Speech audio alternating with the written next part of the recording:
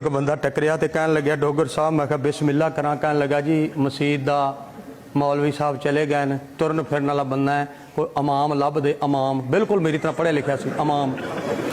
मैं कहा जी बिल्कुल इमाम लभ के दिन्ने, तो ये फरमाओ, मैं कहा किवें होवे? हाफज होवे, हाफज। मैं कहा चलो बई पूरा हाफज होवे, कारी भी होवे।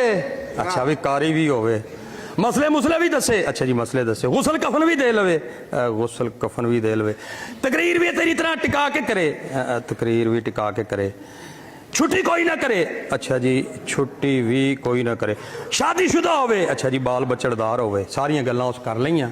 मैं कहा ताया हुण ये दस भी खिदमत किन्नी करोगे? कहना मौलवी दीन बेचदे ने।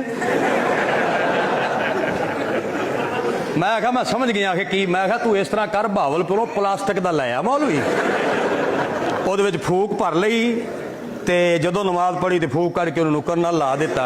ਉਹ ਤੈਨੂੰ ਵੱਢਣੋਂ ਬਤਕਾਂ ਹੈ, ਤੂੰ ਦੁਨੀਆ ਤੋਂ ਜਾਵੇਂ ਤੇ ਤੇਰੀਆਂ 7 ਜੁਮੇ ਰਾਤਾਂ ਦੀ ਤਕਰੀਰ ਮੇਰੀ ਹੋਵੇ, ਅੱਲਾ ਕਰੇ। ਤੈਨੂੰ ਹਯਾ ਨਹੀਂ ਆਂਦੀ? ਤੇਰੀ ਸੱਸ ਹੈ ਸਾਡੀ ਕੋਈ ਨਹੀਂ, ਤੇਰੀ ਰਿਸ਼ਤੇਦਾਰੀ ਹੈ ਸਾਡੀ ਕੋਈ ਨਹੀਂ, ਸਾਡੇ ਬੱਚੇ ਪੈਸੇ ਨਹੀਂ ਮੰਗਦੇ, ਨਹੀਂ ਅਸਾਂ ਕੀ ਖਾਂਦੇ ਆ, ਅਸਾਂ ਖਲ ਖਾਂਦੇ ਆ।